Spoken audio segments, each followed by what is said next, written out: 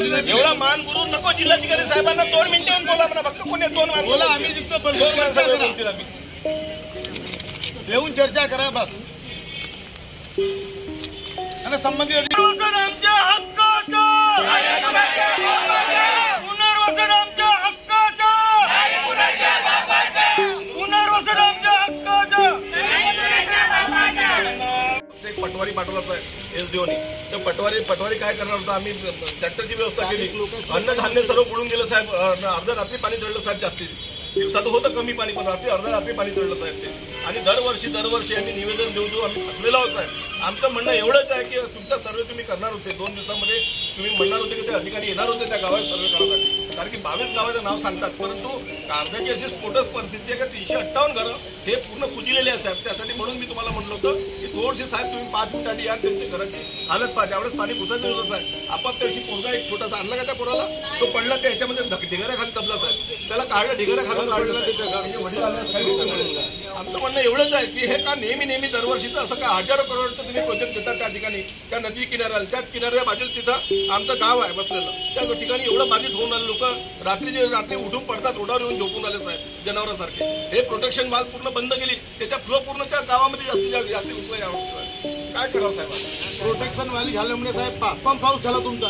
Pump house झाले Bhandara sir तुम्ही पूर्ण कोरा करून दिला. तिथे एक फक्त पाणी राहते. पण तो जेवढा पाणी ते येते पुढे फक्त काढदाचे कसा गाव त्याला लागून तो पहिलं काढदा येतो.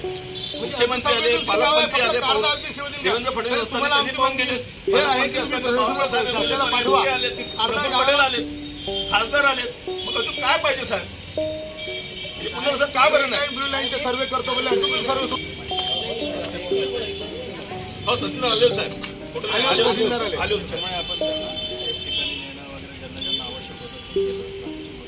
त्यांनी काहीच नाही केलं साहेब. सांगा बरं मी इथे कुठली मदत केली सांगा. कुठली मदत केली सांगा तुम्ही. जॉईन झाल्या मी आलो होतो आणि मला सगळी परिस्थिती माहिती. आता पुढच्या कामाला गती द्यायला हा पण आमचे म्हणणं तेच आहे.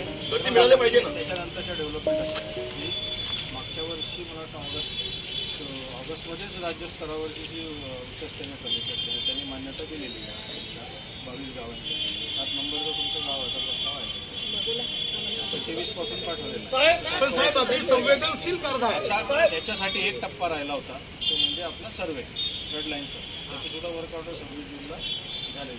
जशी नेमली गेलेली ते काम करतील. लवकर आपण प्राधान्याने हे गाव जे आहे हे गावांचा सर्वे आधी करायला सुरुवात. आमच्या त्या काल सोलुले म्हणून त्या कार्यकारी अभियंता आहे ते आपण काल आले होते याच कामासाठी. त्यांना पण सूचना दिली ते आपण लवकरात लवकर करून शासनाकडे सबमिट करू. जो आपला प्रस्ताव आहे तो मंजूर करून घेऊ. म्हणजे आपला पुनर्वसनाचा जो परंतु साहेब मागच्या वेळेस जो फ्लड इफेक्टेड आहे ज्यांना अतिवृष्टीमध्ये घरं पडले किंवा कोणाचे नुकसान आहे त्यांना अजूनपर्यंत पैसे मिळाले.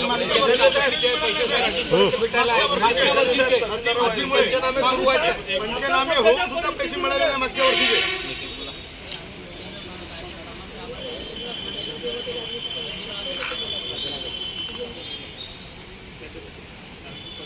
साहेब आपत्ती असतो निधी असते ना साहेब. आता काही त्यातल्या बाबी असतात की ज्या तहसीलदार आम्हाला अधिकार असतात आम्ही डायरेक्ट पैसे काढतो आणि ते वाटतो.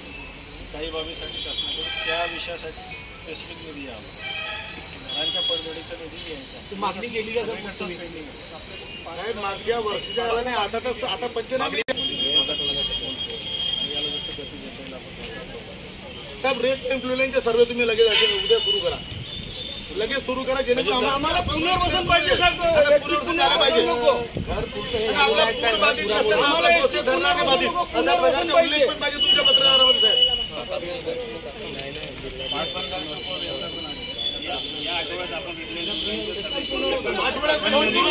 आता पहिल्या पाण्यामध्ये 3 दिवसाच्या पाण्यामध्ये पूर आला. आता याच्यानंतर तुमची उपाययोजना काय मला सांगा.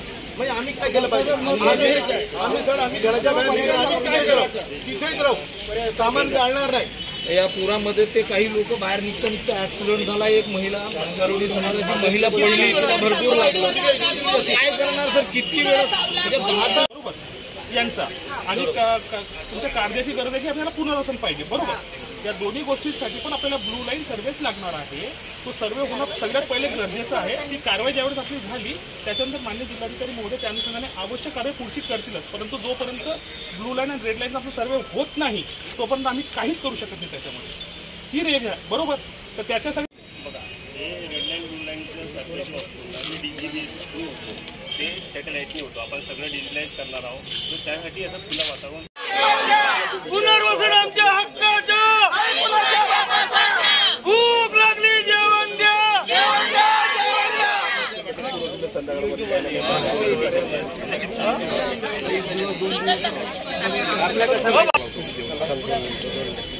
आणि एका दिवसाने ते कारखाना लोक हटणार नाही. आपण आज भंडारा एक्सप्रेसच्या डिजिटल व्यासपीठावर आलेलो आहोत आणि भंडाऱ्यामध्ये गेल्या 4 दिवसापासून सततधार असल्यामुळे भंडाराच्या वैनगंगा नदीच्या आसपास लागलेले जे गाव आहेत कारजा, भोजापूर व इतर गावामध्ये पूर परिस्थिती निर्माण झाली आहे. तरी या काही ठिकाणी भोसेच्या बॅकवॉटर आल्याने त्यांच्या जो पुनर्वसनाची प्रश्न निर्माण झालेला होता. त्यामुळे याचं आपण बघू शकता की काही ठिकाणी काही लोक आहेत आणि ते चक्क जेवण करण्याकरता जिल्हाधिकारी कार्यालयामध्ये आले आहेत. आपल्यासोबत भाऊ खातोरे आहेत, आंदोलक आहेत, यांच्याकडून जाणून घेऊ काय समस्या आहे आणि काय प्रॉब्लेम. मला सांगा की काय विषय आहे आणि काय याचं काय बसलं आहे. आम्ही सरासरी 6-7 वर्षापासून 22 नव्याने गावाचे पुनर्वसनासाठी लागलेले आहोत. पण शासन आणि प्रशासन आम्हाला फक्त आश्वासनं देते, तुमचं पुनर्वसन होईल.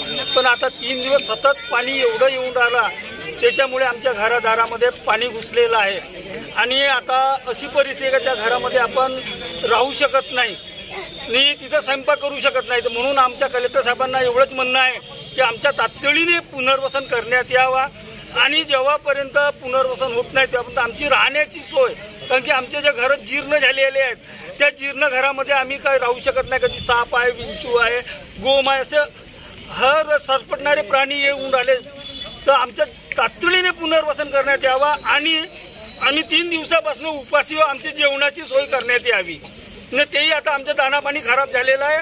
त्यासाठी आमच्या जेव्हापर्यंत पुनर्वसन नाही होत तेव्हापर्यंत आमच्या दाणापाणी आणि जेवणाची सोय आणि राहण्याची सोय हे शासनाने करावी.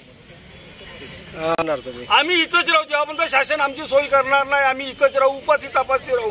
वेळ आली तर चक्कर येऊन पळू आणि मरू, पण इथून आम्ही हटणार नाही.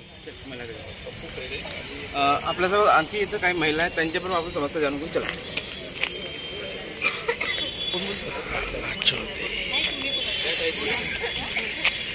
आपल्यासोबत काही महिला आहेत त्यांच्याकडे जाणून घेऊ काय समस्या. मॅडम तुमचं नाव सांगा आणि काय नेमकी समस्या आहे. माझं नाव प्रमिला शाळार आहे. आज कारदा गावाचं जे पुनर्वसन आहे गेल्या 6-7 वर्षापासून आम्ही ऐकतो आहे की पुनर्वसन होईल. परंतु जेव्हा पण म्हणजे ते बॅक वॉटरचं पाणी जेव्हा गावामध्ये शिरते तेव्हा घरामध्ये भरपूर नुकसान होते आणि तिथे कोणी फिरूनही पाहत नाही. तर आज म्हणजे एवढी परिस्थिती यांची खराब आहे की 3 दिवसापासून हे लोक सगळे उपाशी आहेत.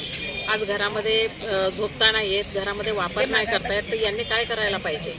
आम्ही तेच दाद घेऊन आम्ही आज कलेक्टर साहेबाकडे आलो की आमचा कुठेतरी तुम्ही निवाडा करून द्या आणि ताबडतोब आमचं पुनर्वसन व्हायला पाहिजे. 22 गावाचा पुनर्वसन प्रश्न ऐरवून आलेला आहे आणि ह्या भंडारा जो जिल्हाधिकारी कार्यालयामध्ये 22 गावाचे जे प्रतिनिधी आहेत हे चक्क इथे येऊन शिंपाक करत आहेत आणि त्यामुळे प्रशासन खडबून जागा झालेलं आणि बघायला लागेल की आता प्रशासन नेमका काय करते. मी अजय मिश्रा, राकेश संपसुरू, भंडारा.